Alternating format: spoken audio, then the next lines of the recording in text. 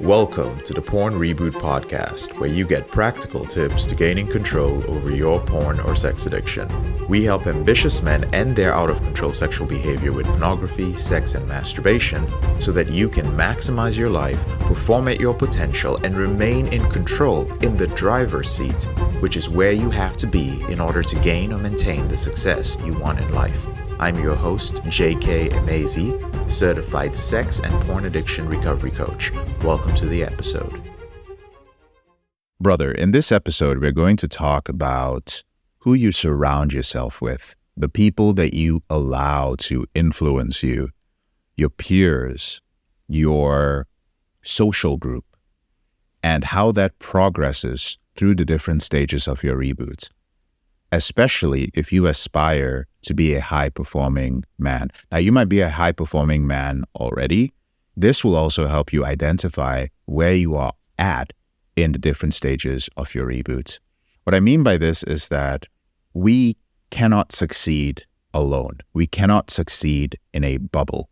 You need other people around you. You need feedback. You need to network. You need to meet the right people. There is only so far you can go alone before you need the support of other human beings. I've often said that when it comes to your reboot, you're not a lone wolf.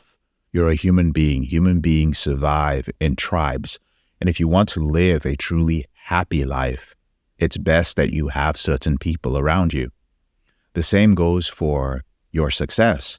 If you have big ambitions, if you want to be someone or somewhere in life or have an impact, then you have to get past some of the internal roadblocks that might be holding you back from meeting the right people. So in the early reboot, one of the traits is being embarrassed by your lack of progress and success compared to other people that you know. So I see a lot of men, I've seen it over the years, where men are constantly comparing themselves to others. They're like, man, at this age, at the age of 45, at the age of 37, at the age of 29. I've seen it at all ages, doesn't matter the age, but I see it a lot more now in men who are in their late 20s and early 30s. You're looking at other people, you're like, man, this guy's married, this guy bought a house, this guy's going on cool trips, and I'm here not able to do any of these things. It's a lot of comparison, and a lot of this is also happening because of where you are emotionally, because of your view of life, which is based on where you're at in the early stage of your reboot. Your self-image is not fully developed, neither is your self-esteem. Now, in the middle stage of your reboot, this is where men start downsizing their lifestyle. They're usually downsizing their lifestyle so that they can start saving more, so that they can make sure that the things that they have in more extreme cases last them till the end of their life. So you're not dreaming big, you're trying to be practical, you're trying to be frugal. You start realizing that, man, maybe I overspent here. Maybe I don't need this. I don't need that. If I keep paying for this house, or I keep paying for this car, or I keep spending this way, I'm going to be in trouble in the future. And so you do a little bit of a retreat. Maybe you start listening to someone like Dave Ramsey. You stop being very quote unquote practical. But it is not a forward-moving, aggressive approach to life for building relationships. You will often start spending time with people who think the same way. So there's a lot of scarcity mindset. I'll give you an example. I stopped caring about the price of gas, or honestly, the price of anything in a grocery store, a very long time ago. One of the things that really irritates me is when my mom will visit and I'll be riding in the car with her and she'll say things like, oh my God, the price of gas is, I don't give a shit. I do not give a shit what the price of gas is. And I'm not saying this as a flex. I'm just saying that I have no control over the price of gas. And my energy cannot be in like, oh, how much gas am I going to put in my vehicle at this stage in my life? The vehicle moves me forward in life. The vehicle yesterday and today got me to an open house to look at property I was going to purchase. Yesterday, it got me to property that I was going to purchase. It gets me to the investments in my other business. It gets me to the gym where I work on my body. It gets me to the places that are necessary for me to move forward. So I don't care about the price of gas. That's the mindset I have. That's just an example. Now, when you move on to the late stage of your reboot, and let's take a step back. So when you start worrying about the price of gas, the price of healthy food, the price of all these different things. There's nothing wrong with that if you were in a tight financial situation. But understand that you cannot do that and simultaneously have the capacity to think big. It just won't happen. In the late stage, this is where you start upgrading. You start upgrading your personal lifestyle. You start upgrading your social status. You start upgrading your connections. Now, this is important because when you're in the different stages of your reboots, you do hang out with certain types of people. You really do. And you have prejudice and you view individuals living their lives at other stages of their reboot in a very specific way. This is a fact. I'll often have men who, let's say, are in the intensive program or one of the other programs. They'll see guys come into the program, like join the program that they just joined, and they're in the early stage of their reboot. And they might get a little bit judgmental. This does happen because they're just like, I don't know, what kind of guy is this? Did he slip through the reboot strategist or something? What's going on with this guy? As human beings, we do judge. We judge up and then we judge down as well. So a guy in the early reboot, when he hears me say something like, oh, at the late stage of your reboot, when it comes to the people you surround yourself with, there is often a concern with upgrading your lifestyle, keeping up with the Joneses, driving a better car, presenting yourself a certain way.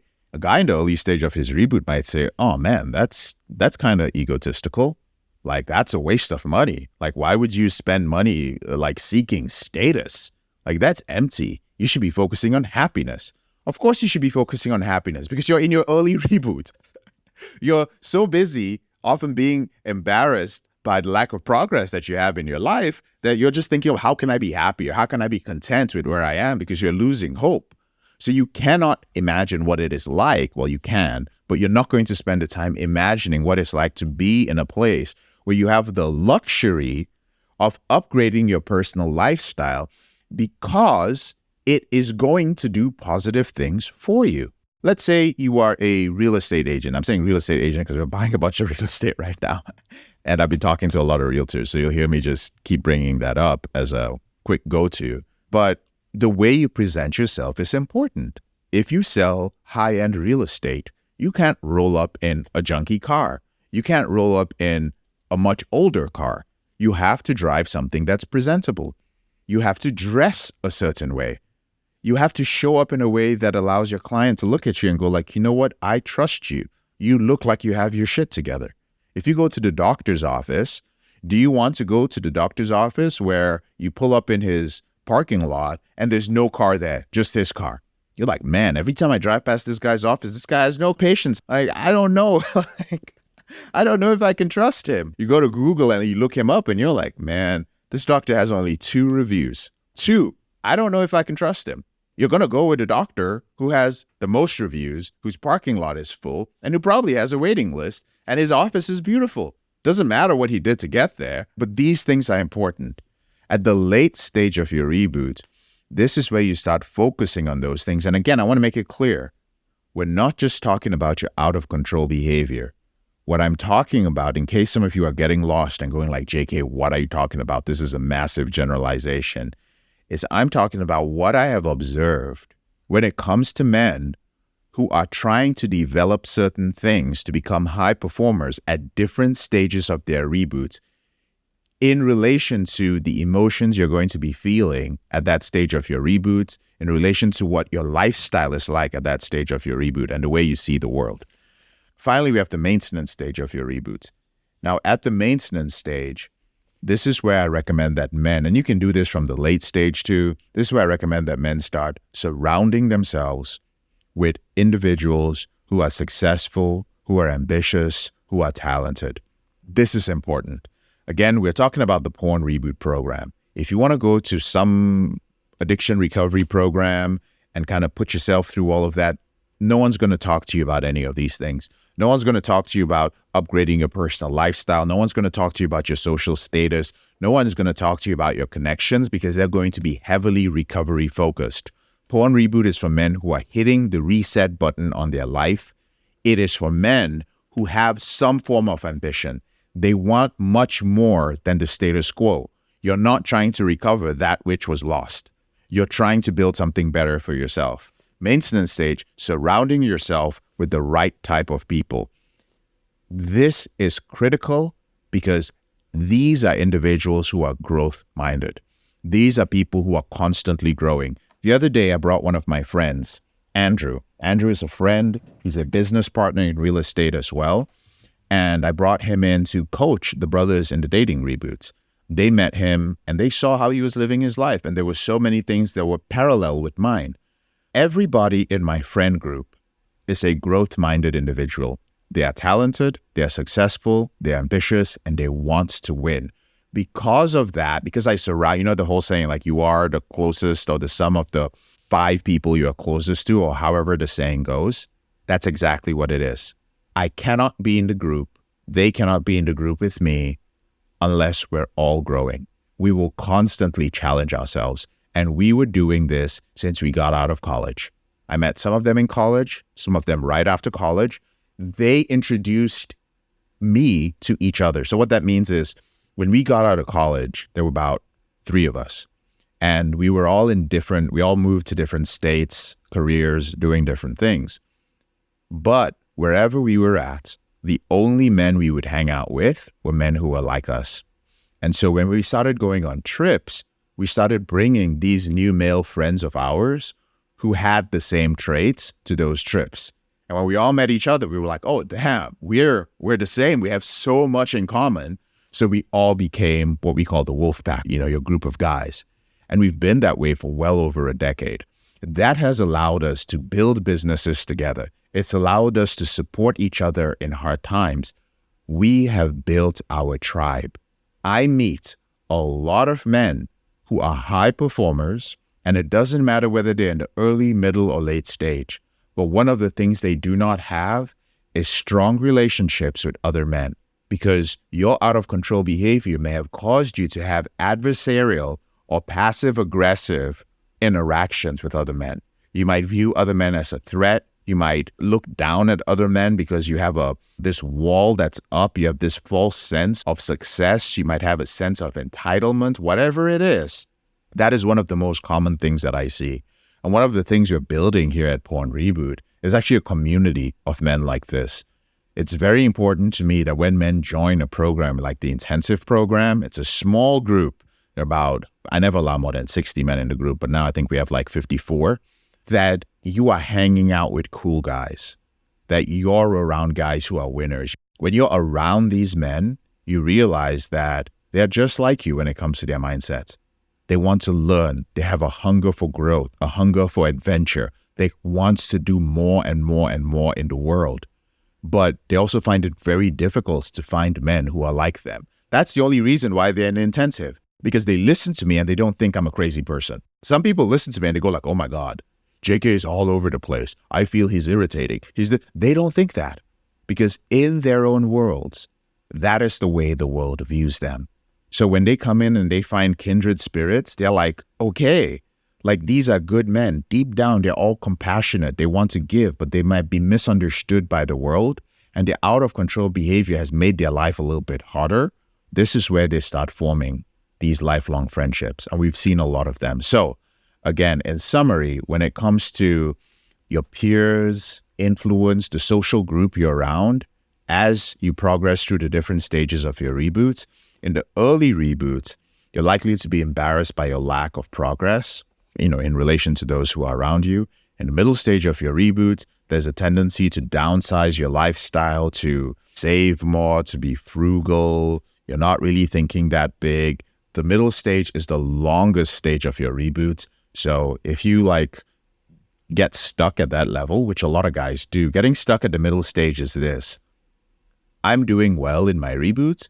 This is how the statement goes. I'm doing well in my reboot, but I keep finding myself slipping on this particular day every week, predictably. And you can't seem to break through that.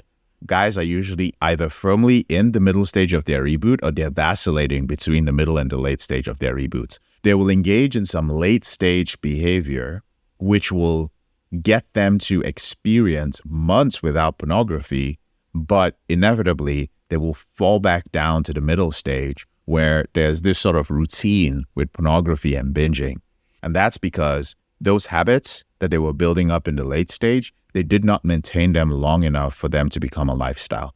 So that's why you'll see the vast majority of men who are like so-so, like, I think I can do it on my own because I only sleep like once a week, blah, blah, blah. Middle stage. And your lifestyle is middle stage too. You're like frugal, you're saving more, you're very careful about your money, you don't want to spend too much because you're not confident in your ability to make more. Late stage, all out, upgrading your lifestyle, your social circle, your connections, you're growing, you're hopeful, you're meeting the right people. And by the maintenance stage, you found the right people and it's a whole different game. Because at this stage, everyone's just leveling up. You've caught the right wave, and so everybody grows together. I'm JK, your brother in this struggle. Thank you so much for listening to this episode of the Porn Reboot podcast. I'll speak to you later on in the week. If you found this episode helpful, here are 4 ways I can help you with your out-of-control sexual behavior for free. The first way is to grab a free copy of my book, Confessions of a Porn Addict, 7 Secrets of Porn-Free Men at elevatedrecovery.org, or visit the link in the description below this episode. The second way is, if you're not sure where to start, but you'd like to learn more about my team and I, if you'd like to spend time with like-minded professionals and business owners who are controlling their behavior, then join our free and confidential group, the Porn Reboot Group on Facebook. There's a link to join in the description below this episode. The third way is if you need help right now because you have a burning issue, your behavior with pornography is hurting you mentally or emotionally, you're about to lose your relationship, you want to live up to your potential, be an authentic man, and free yourself from shame, guilt, and underachieving, then click on the link in the description below this episode that says free coaching call. And the fourth way is to leave us a 5-star review if you enjoy this podcast, so that we can reach more men who are struggling in silence and bring back the lessons we learn from coaching them to freedom.